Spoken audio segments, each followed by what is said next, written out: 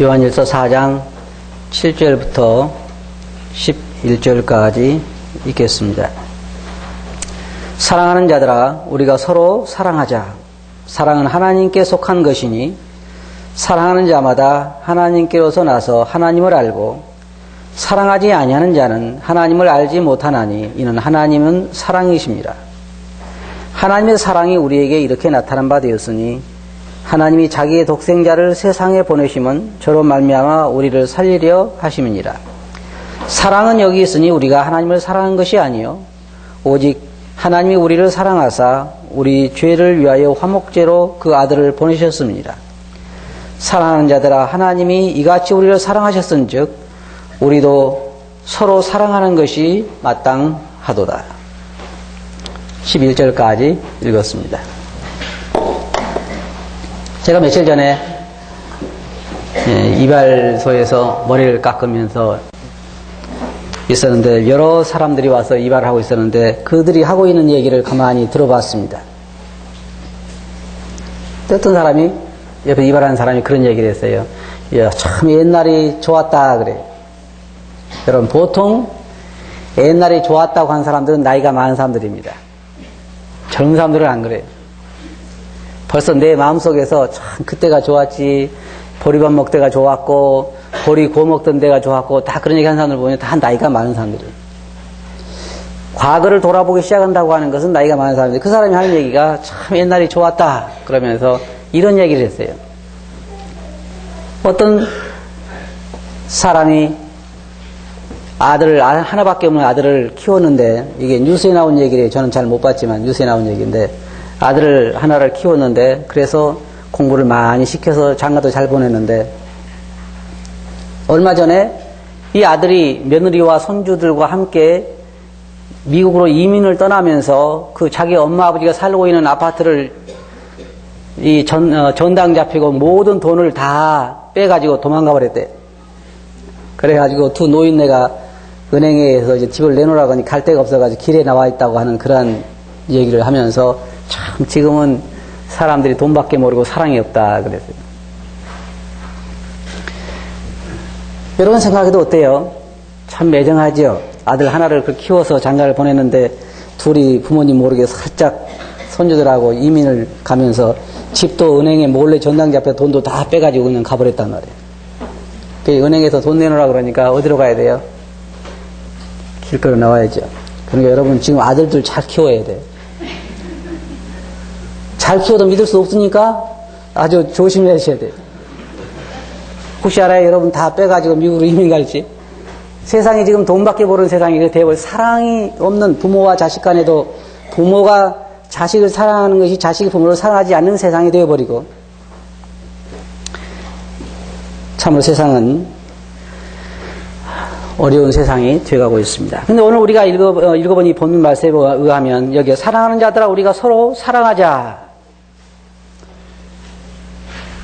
오늘 저는 이 말씀을 통해서 그리스도인의 사랑에 대해서 한번 여러분과 말씀을 나누고 싶습니다.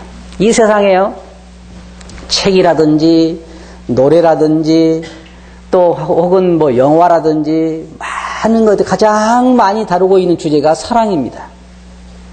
여러분 노래 들어보시면 어때요? 주로 사랑이죠. 우리나라 노래도 뭐 나를 버리고 가시는 님은 심리도 못 가도 발평이 났네, 그 말도 사실은 그 사랑 타령입니다.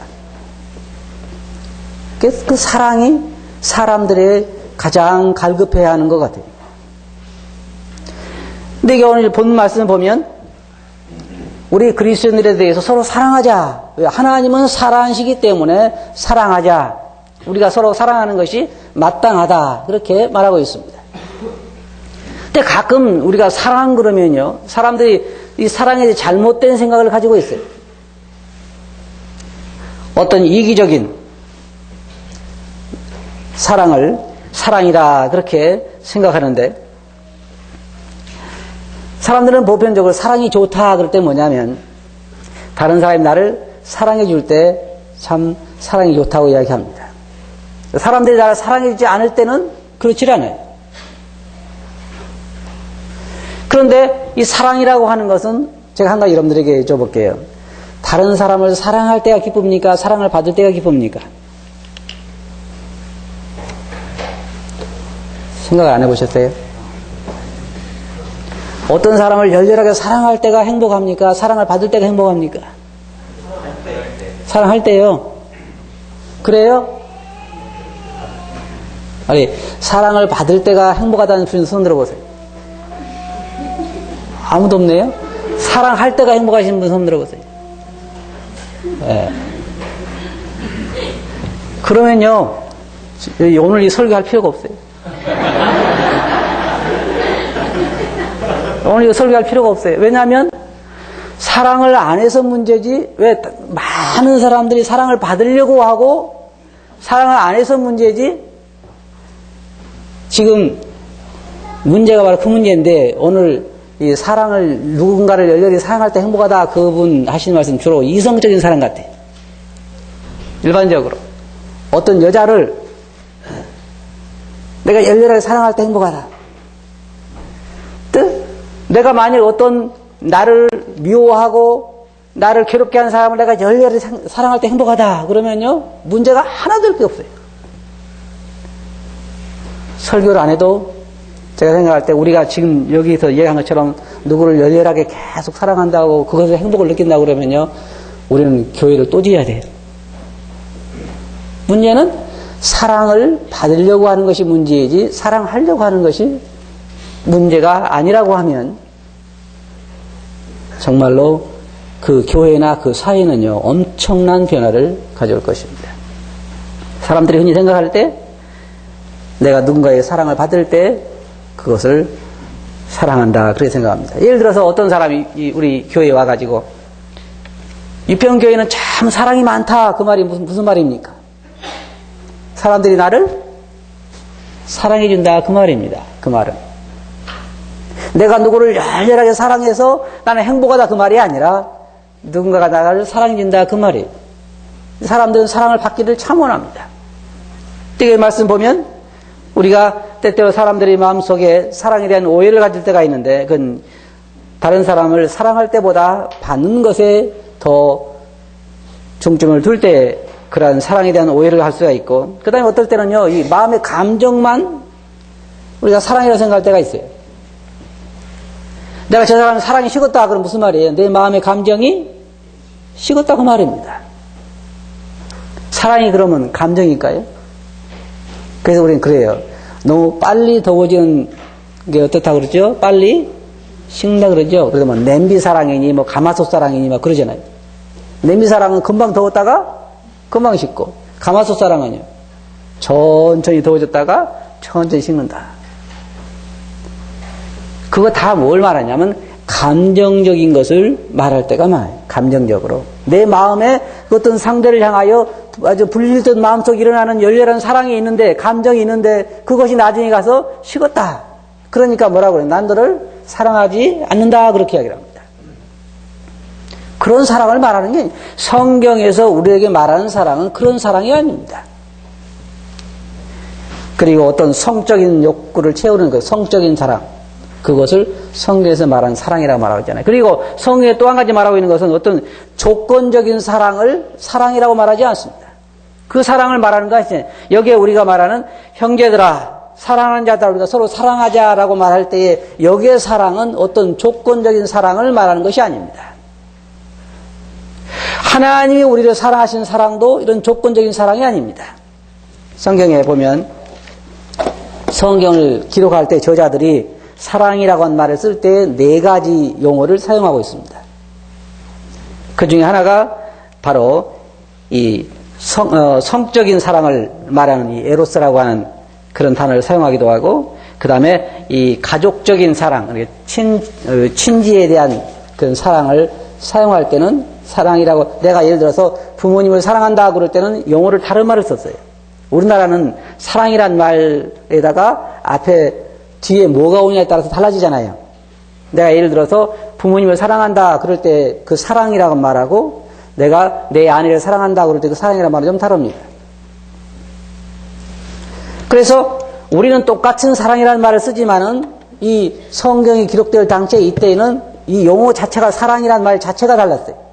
그래서 부모를 사랑할 때 그 사랑이라는 말이 틀리고, 성적인 사랑에 대한 말이 또 틀리고, 또 친구에 대한 그러한 우정에 대한 사랑이 틀렸는데 여기에서 하나님께서 우리들에게 쓰도록 사용된 그 사랑은 이 기자들이 쓴 용어는 뭐냐면 아가페 사랑이라고 조건이 없는 사랑을 말하는 것입니다. 조건이 없는 사랑. 대부분 사람들은 내가 저 사람을 사랑했는데 이제는 저 사람이 이렇게 하니까 그를 더 이상 사랑할 수 없다고 이야기를 합니다. 성경에 보면 우리가 뭐라고 말하겠어요? 우리가 아직 죄인 되었을 때에 그리스도께서 우리를 사랑하셨다. 다시 말해서 어떤 조건이 있어 사랑하신 것이 아니라 조건이 없어도 사랑하셨다는 말입니다. 여기에 4장 9절에 보면 거기에 하나님의 사랑이 우리에게 이렇게 나타난 바 되었으니 어떤 사랑이에요? 우리가 아직 죄인 됐을 때 그 독생자를 보내서 우리 죄를 감당하게 하셨다는 것입니다. 우리가 좋았을 때가 아니라 우리가 그를 대적할 때에 우리가 아직 죄인 되었을 때에 그의 독생자를 보내서 우리를 사랑하셨다. 하나님의 사랑은 조건적인 사랑이 아닙니다. 무조건적인 사랑이라고 해요. 사람도 보면요 그런 사랑을 하는 사람들이 있는 것 같아요. 어떤 사람은 가끔 왜 우리가 이 뉴스를 통해서 혹은 그 매체를 통해서 볼 때요 어떤 사람 이런 사람이 있어요. 자기 아내가 치매가 걸려서 10년도 넘었는데 15년도 넘었는데 이 할아버지는 한 말이 뭐냐면 내 아내가 살아만 있는 것은 너무너무 고맙다 그러잖아요. 네? 여러분 자기 아내가 맨날 그냥 벽에다가 페인트 칠을 하고 무슨 페인트인지 아시죠? 페인트 칠을 하고 또 바닥에다가 다 페인트질을 하고 그렇게 15년, 10년을 사는데도 이 할아버지 하신 말씀이 내 아내가 살아있는 것만 해도 너무너무 나는 행복하고 고맙다. 근데 어떤 사람은요 아내가 혹은 남편이 그래가지고 한 2, 3년 되는데 아이고 이 하루하루가 지겹지. 네? 이게 사는 게 아니야. 사람이 죽든지 살든지 빨리 결정을 해줘야지. 사는 사람이 어떻게 살라고 이러지 난 모르겠어. 그런 사람도 있어요. 맞지요? 맞아요. 그런 사람도 있어요. 그러면 이런 사람에 비해서 자기 남편이나 아내가 저럴지라도 살아있어 준 것만 해도 너무너무 고맙다고 하는 사람의 사랑은 다른 사랑이잖아요. 다른 사랑이에요. 이거 1년이나 됐는데도 아직 결정이 안 났네? 그런 사람보다는. 1년이나 됐는데 아직 결정이 안 나. 이런 사람보다는 10년, 15년, 20년이 됐는데도 살아있는 것만 해도 고맙고 너무 행복하다고 하는 이 사랑은 조건적인 사랑이라고 보기는 어렵습니다. 조건적인 사랑이 보기 어려워요. 또 이 사랑이라고 하는 건 하나님의 사랑은 희생적인 사랑이에요. 아까 이야기한 그 할아버지 그 사람도요. 그 아내를 사랑하는 사랑이 희생적인 사랑입니다. 희생적인 사랑. 오늘 이 설교했다고 하도 또 집에 가서 싸움하지 마세요. 당신 나 치매 걸려서 20년 살아도 그렇게 할 수 있어? 그래가지고 또 안 그런다고 그러면 싸우고 그러지 마세요. 이 하나님의 사랑은 바로 조건이 없는 사랑, 희생적인 사랑. 사랑은 희생이 들어간 사랑이라는 여기 하나님께서 우리를 사랑하신 사랑은 또 우리들에게 서로 사랑하라고 하신 이 사랑이라고 하는 이 사랑은 어떤 사랑이냐면 조건이 없는 사랑이고 희생적인 사랑을 말하는 것이에요. 사도 바울은 우리들에게 고린도전서 13장에서 이 사랑이 무엇인가에 대해서 말해주고 있습니다. 사랑은 13장 고린도전서 13장 4절부터 보면 사랑은 오래 참고 사랑은 온유하며 투기하는 자가 되지 아니하며 사랑은 자랑하지 아니하며 교만하지 아니하며 무례히 행치 아니하며 자기의 유익을 굳지 아니하며 성내지 아니하며 악한 것을 생각지 아니하며 불의를 기뻐하지 아니하며 진리와 함께 기뻐하고 모든 것을 참으며 모든 것을 믿으며 모든 것을 바라며 모든 것을 견디느니라. 사랑은 첫째로 오래 참는 것이 사랑이라고 하는 것입니다. 하나님께서 우리에게 주신 사랑, 우리가 서로에게 해야 할 사랑이 뭐냐면 오래 참는 거라고 하는 것입니다. 그런데 우리 그리스도인들이 서로 오래 참지 못하는 경향이 참 많이 있어요. 주님께서 베드로에게 그런 말씀 하셨죠. 내 원수가 내게 잘못하고 와서 용서를 구할 때 몇 번이나 용서해 주리까? 7번씩 하오리까? 하라고 얘기했을 때 7번씩 70번이라도 하라고 그랬습니다. 진정한 사랑은 오래 참는 것입니다. 조금 전에 말씀드린 것처럼 그 할아버지처럼 진정으로 자기 아내를 사랑한다면, 자기 남편을 사랑한다면 오래 참는 거예요. 사회에서 또 교회에서 가정에서 우리가 누구를 사랑한다고 하는 말은 오래 참는 것이 사랑이라고. 감정이 없어도, 내 마음속에 뜨거운 감정이 없어도 내가 어떤 사람에 대해서, 나에게 잘못한 사람에 대해서 오래 그걸 참는다고 하면 그는 그를 사랑하고 있는 것입니다. 또한 사랑은 온유하다 그랬어요.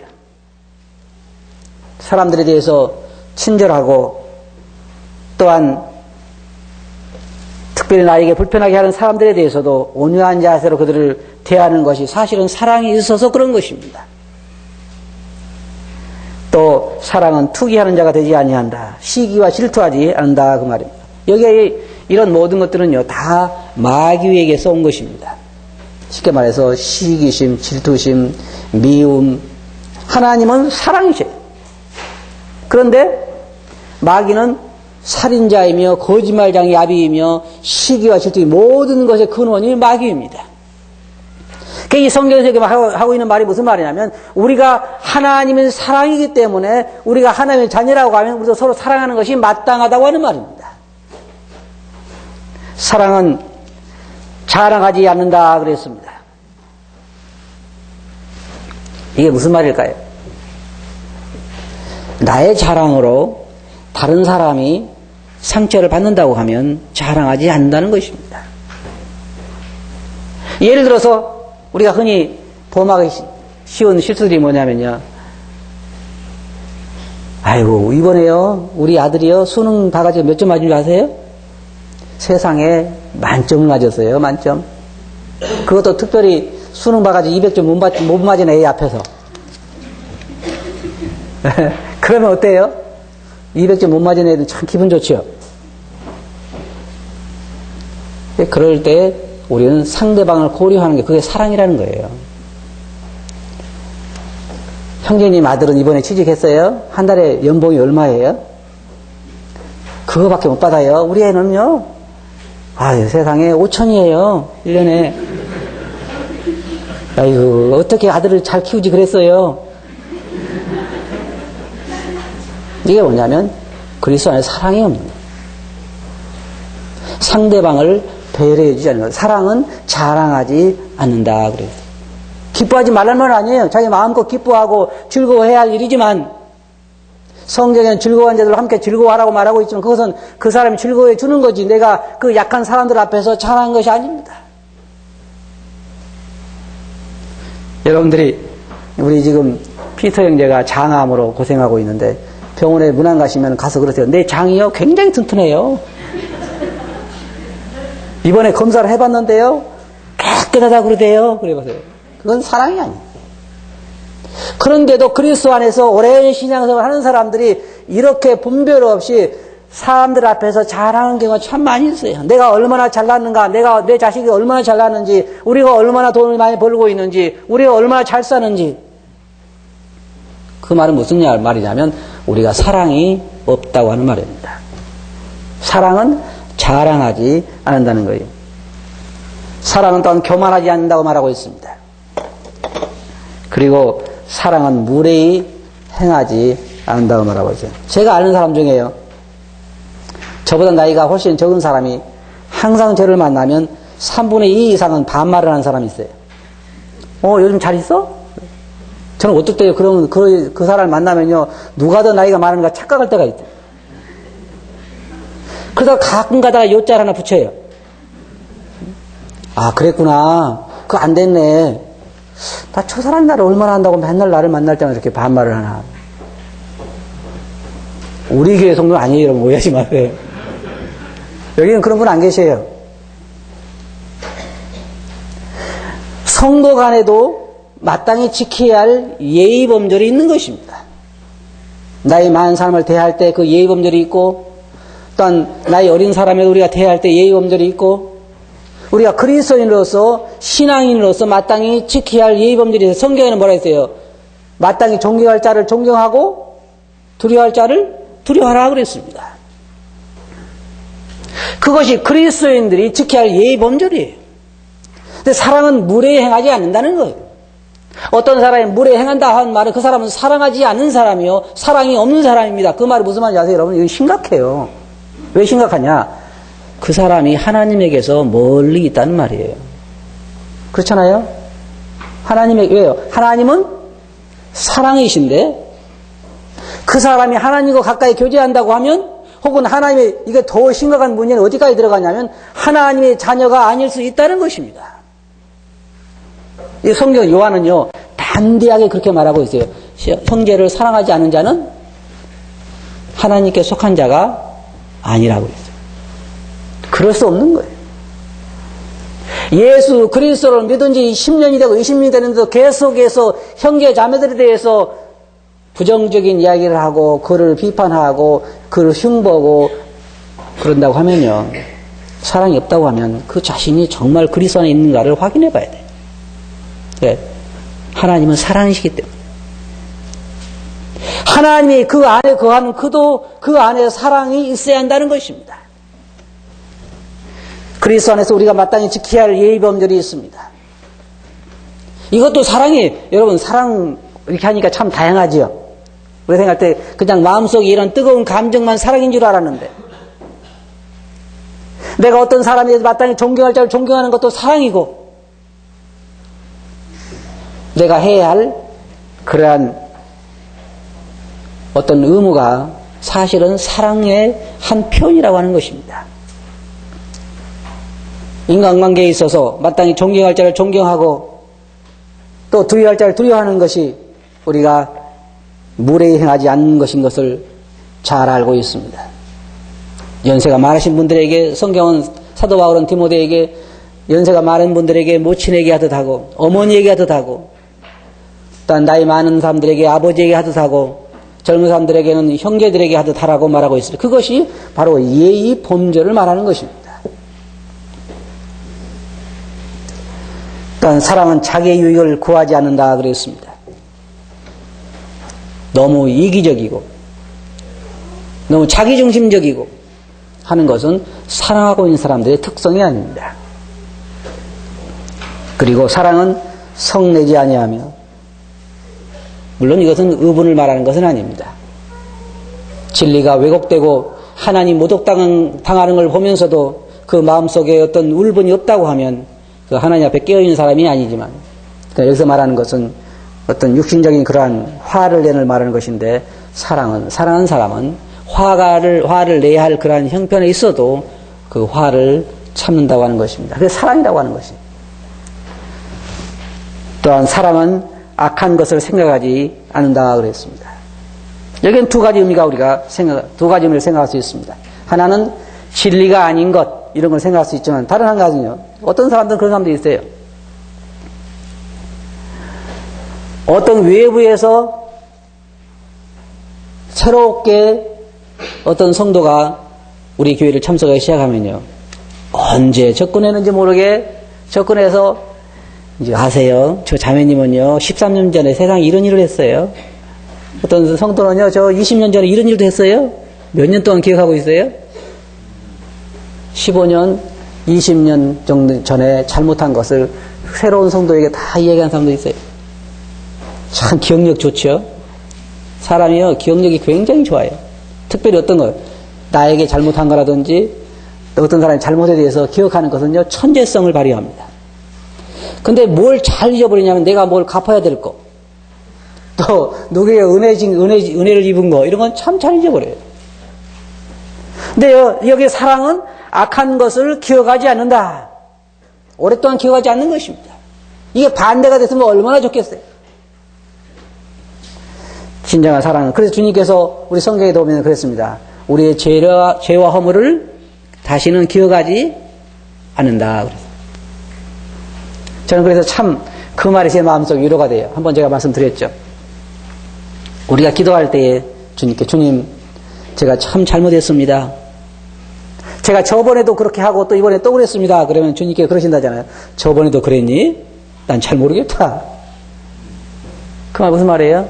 우리의 잘못을 기억하지 않는다는 것입니다. 근데 사랑은 우리가 어떤 사람을 사랑할 때, 다른 성도들을 사랑할 때 그 사람의 잘못된 것에 대해서, 과거의 모든 것에 대해서 기억하지 않는다는 것입니다. 그리고 긍정적으로 생각하고, 여기 있는 말씀처럼 그를 믿고 진리와 함께 기뻐하고 모든 것을 바라며 모든 것을 믿으며 희망적으로 그의 기대를 갖는 것, 그것이 사랑이라고 하는 것입니다. 또한 사랑은 다른 사람들이, 다른 성도들이 어려울 때에 그 사람의 짐을 져주는 것도 사랑입니다. 같이 나눠져 주는 것. 또 반대로 내가 질 수 있는 짐을 다른 성도들이 지우는 것도 사랑이 아닙니다. 사도 바울은 두 가지를 말하고 있습니다. 서로 짐을 지라고 말하고 있는가 하면 자기 짐을 자기가 지라고 말하고 있습니다. 이게 다 사랑이에요. 여기에 그 말씀 보면, 그 다음 말씀 보면 사랑은 하나님께 속했다 그랬습니다. 사랑하는 자다 우리가 서로 사랑하자. 사랑은 하나님께 속한 것이니, 이 말이 무슨 말입니까? 하나님은 사랑이심이라. 하나님 자체가 사랑이세요. 그래서 본능적으로 하나님은 어떤 것이든 사랑할 수밖에 없는 것입니다. 그래서 사랑하시는 것입니다. 사랑하는 게 자연스러운 것입니다. 근데 우리 인간은 범죄한 이후에 마귀로부터 영향을 받아서 사랑이 부자연스러운 것입니다. 사랑이라고 하는 것은 내 이기적인 것이 충족될 때, 나에게 유익이 있을 때 사랑하는 것이지, 유익이 없다고 생각할 때는 과감하게 버립니다. 그게 사단이 우리들에게 준 것이에요. 사단은 우리 마음속에 이기심과 질투와 살인과 분쟁과 부도덕과 이런 것들을 심어줬기 때문에 우리는 그게 참 자연스러워요. 그렇잖아요? 저는 그게 참 자연스럽습니다. 어떤 사람을 용서하는 것보다는 미워하는 것이 훨씬 우리에게는 자연스럽습니다. 더 쉽다고 하는 말입니다. 상대방이 내 오른뺨을 칠 때 내가 왼뺨을 돌려대는 것보다는 그 사람의 뺨을 다시 때리는 것이 훨씬 더 우리에게는 자연스러운 것입니다. 그런데 하나님은 사랑이시기 때문에 사랑이 자연스러운 것이에요. 근데 그 사랑이 이제는 우리 마음속에 심겨진 바 된 것입니다. 그 사랑의 하나님의 영이 우리 안에 거하시는 것입니다. 그래서 우리가 서로 사랑하는 것이 마땅하다, 그 말입니다. 그래서 여기 사도 요한은 여기 10절 뭐라고 말하고 있냐면, 하나님의 사랑이 그 안에 있기 때문에 사랑하는 자마다 하나님께로 나서 하나님을 알고 사랑하지 아니하는 자는 하나님을 알지 못하나니. 그렇잖아요. 이 사람이 하나님께 난 사람이다, 거듭난 사람이다, 그 말은 그 안에 성령님이 계시다고 하는 말이요, 하나님이 그 안에 계시다고 하면 사랑하는 것이 자연스러운 거란 말입니다. 그걸 봐서 우리가 그가 하나님께 속했는지 마귀에 속했는지를 알 수 있다고 요한은 말하고 있어요. 그런데 예수 그리스도를 믿고 수십 년이 지나도 그 안에 사랑이라고는 찾아볼 수 없는데 어떻게 그 사람을 우리가 하나님께 속했다고 말할 수 있느냐, 이 말이에요. 그럴 수는 없다는 거예요. 사랑이라고 하는 것은 하나님의 속성 중에 하나입니다. 마귀의 속성은 살인과 거짓과 시기와 질투와 온갖 더러움에 있고, 하나님의 속성은 사랑과 자비와 온유와 오래 참으심과 이런 속성들이 여러분들이 공부를 하셨을 것입니다. 그래서 우리 그리스도인들이 우리 안에 하나님이 계시다고 하면, 사랑의 본질이 계시다고 하면 우리가 다른 사람을 사랑하는 것이 마땅하다 하는 말이에요. 사랑하는 자는 하나님께서 낳았다, 그렇게 말하고 있습니다. 다시 말해 하나님의 자녀가 되었다, 그 말입니다. 우리는 보통 보면 자녀가 부모를 닮는다 그러잖아요. 우리 하나님을 우리 자녀들이 닮는 것입니다. 사랑하는 자녀들은 하나님을 알고 있다 그랬어요. 하나님을 알고 있다고 말하면서 그 형제자매들을 사랑하지 않는 자는 하나님을 알지 못한 자라고 말하고 있습니다. 하나님을 본 사람이 없지만 우리가 서로 사랑하면 하나님 우리 안에 계신다 그랬어요. 그러면 자 보세요. 우리 함께 모인 이 사람들 안에, 성도들 안에 그 사람이 정말로 믿는 사람인지 안 믿는 사람이 어떻게 할까요? 그 안에 사랑이 있는 것을 보고 알 수 있다는 것입니다. 이 말씀의 의미는 그래요. 서로 사랑하면 하나님이 그 안에 계신다 그랬어요. 그리고 그의 사랑이 우리 안에서 온전히 이루어진다 그랬습니다. 하나님의 사랑은 우리가 어떻게 나타났습니까? 하나님께서 우리를 사랑하신다. 그럴 때 우리 하나님 나를 어떻게 사랑하셨습니까? 라고 물을 수 있어요. 그럼 하나님께 뭐라고 하셨어요? 내 아들을 너를 위해서 내가 세상에 보내서 십자가에 죽였다. 성경에 하나님의 사랑이 우리에게 이렇게 나타난 바 되었다 그렇게 말하고 있습니다. 우리가 아직 죄인 되었을 때에 하나님께 그의 아들을 십자가에 보내 죽게 하심으로 우리에 대한 자기의 사랑을 확증하셨다 그랬습니다. 다시 말해서 확실하게 보여주셨다 그 말입니다. 어떻게 하나님 우리를 사랑하신 걸 알 수 있느냐? 그 아들을 십자가에 죽으신 걸 봐서 확실히 알 수 있다 그 말입니다. 그게 사랑의 증거예요. 이 사랑은 희생적인 사랑입니다. 여기에 뭐라고 말했습니까? 사랑하는 자들 우리가 서로 사랑하자. 사랑은요 명령이에요. 명령. 하나님의 명령입니다. 여기 보면 우리들에게 요한복음 13장 34절에서 주님께서 말씀하시기를 새 계명을 너희에게 주노니 서로 사랑하라.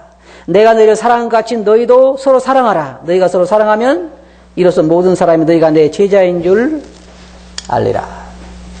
우리 이편교회 성도들이 주님 믿는 제자들인 것을 세상에 알 수 있는 방법은요, 이 사랑이 메말라가는 세상에서 우리가 서로 사랑하는 것입니다. 이 말씀 보면 참 이 원리를 잘 생각해 봅시다. 여러분. 우리가 서로 진실하게 사랑하면 사람들이 우리가 하나님께 속한 걸 알 수 있을까요? 성경은 알 수 있다고 말합니다. 우리가 진실로 성도들이 서로 사랑하면 주위에 있는 사람들이 우리가 하나님께 속한 걸 안다는 것입니다.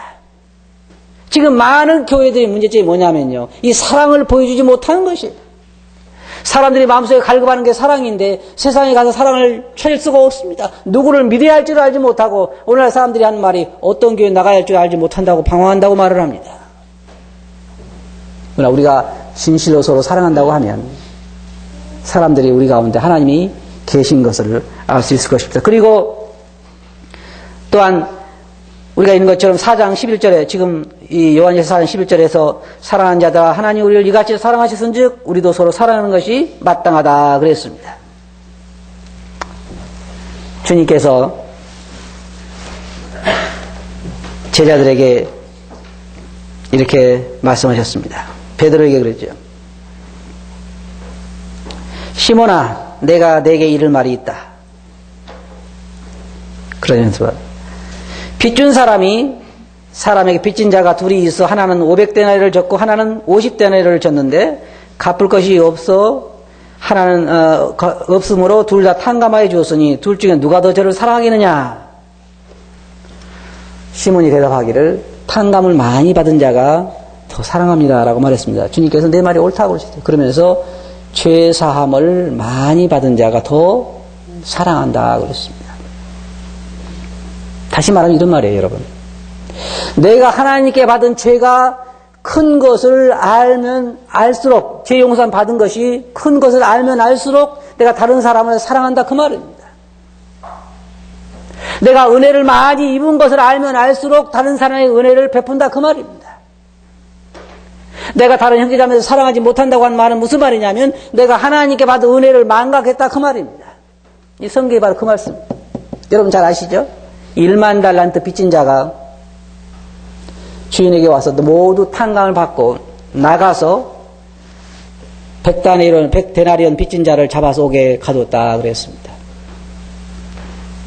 주님은 그 비유를 통해서 책망하시잖아요.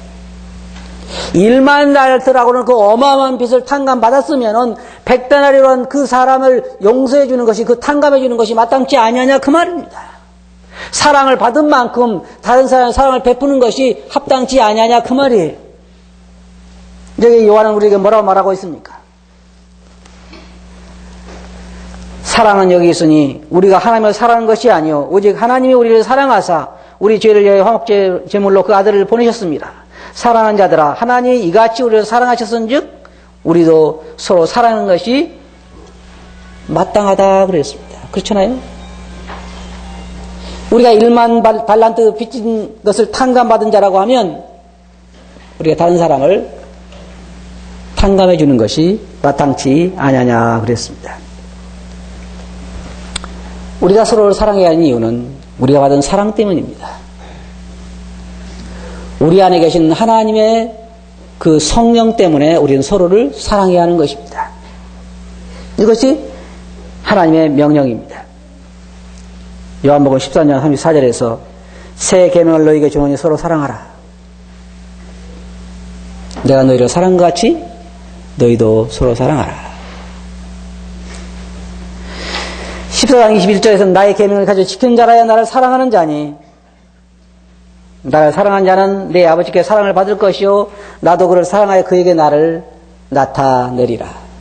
이 두 가지를 여러분 약속하죠. 두 가지. 잘 들어보세요. 첫째로는 우리가 서로 사랑하면 열렬히 사랑하면 사람들이 우리가 하나님을 믿는 사람들인 걸 알 거라는 것입니다. 주님의 제자인 걸 알 거라고 하는 것이 또 한 가지는 뭐냐면 우리가 서로 사랑하면 주님이 우리와 함께 계심을 나타내시겠다고 하는 것입니다. 이 얼마나 놀라운 말씀입니까? 사랑한 자다 우리가 서로 사랑하자. 사랑이 뭐라고요? 뜨거운 감정? 그게 아닙니다. 마음속에서 나오는 어떤 감정적인 느낌? 그것이 아닙니다. 아까 말씀드린 것처럼 악한 것을 기억하지 아니하고 오래 참고 온유하고 그에 대해서 인내하고 감당해주고 짐을 져주고 무례히 행하지 아니하고 긍정적으로 생각하고 그를 붙들어주고 세워주고 격려해주고 우리가 서로 그렇게 하는 것이 사랑하는 것입니다. 이게 그리스도인들의 특성입니다. 자, 우리 한번 생각해 봅시다. 우리가 믿는 사람입니까? 우리 안에 사랑의 하나님의 영이 거하시고 있을까요? 예수 그리스도께서 그 몸을 친히 십자가에 돌아가시면서 우리들에게 자기 몸을 희생으로 들으시면서 너희도 서로 사랑하라 그렇게 말씀하셨어요. 내가 너희를 사랑하는 것처럼. 저는 어제 그 컴퓨터에서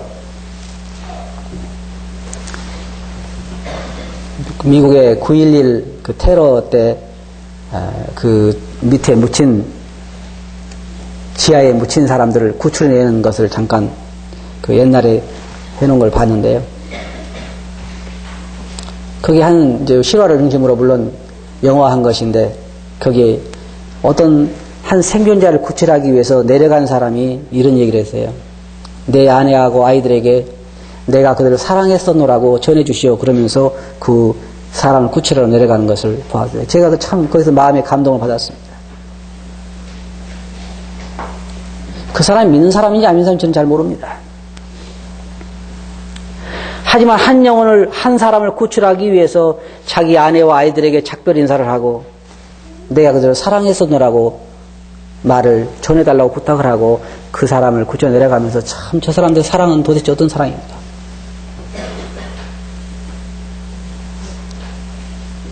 우리 주님께서 십자가에 가시면서 내가 그들을 사랑했다고 전해주시오. 내가 그들을 위해서 내 몸을 십자가에 못 박아서 그들에게 영원한 생명을 주기 위해서 십자가에 못 박기 위해서 내가 십자가에 갔었다고 전해주시오. 그리고 그들에게 전해주기를 서로 사랑하라고 전해주시오. 그랬다고 하면 우리가 어떻게 해야 할까요? 사랑할 수 없는 조건이 너무 많죠. 우리는 서로 사랑할 수 없는 조건이 너무 많죠. 주님은 우리를 보실 때 사랑할 수 있는 조건이 얼마나 있었을까요? 우리가 아직 죄인 되었을 때. 마음을 열고 주님을 찬양하고 주님을 기뻐하고 주님을 환영한 그때가 아니라 주님을 대적하고 우상을 섬기고 하나님이 싫어하시는 것만 하고 지금 사람들이 하는 걸 보세요. 보면요. 하나님께서 싫어하신 것만 쫙 골라서 해요. 미운 짓만. 어쩜 그렇게 잘하는지 모르겠어요. 왜냐하면 마귀가 알기 때문에 그 마귀가 사람들이 계속해서 하나님이 싫어하신 것만 시키는 거예요. 돌에 절하고 나무에 절하고 하나님 비판하고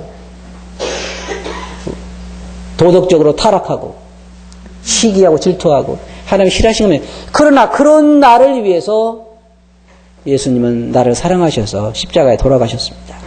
그러면서 제게 말씀하시기를 내가 사랑한 것처럼 너도 서로 사랑하라. 우리가 서로 사랑할까요? 어떻게 해요? 입으로만요? 아니죠? 정말로 이 시간부터 우리가 모든 면에 있어서 서로 사랑해 봅시다. 그러면 우리 가운데 주님이 계신 것이 나타나게 될 것입니다. 다 같이 기도하겠습니다.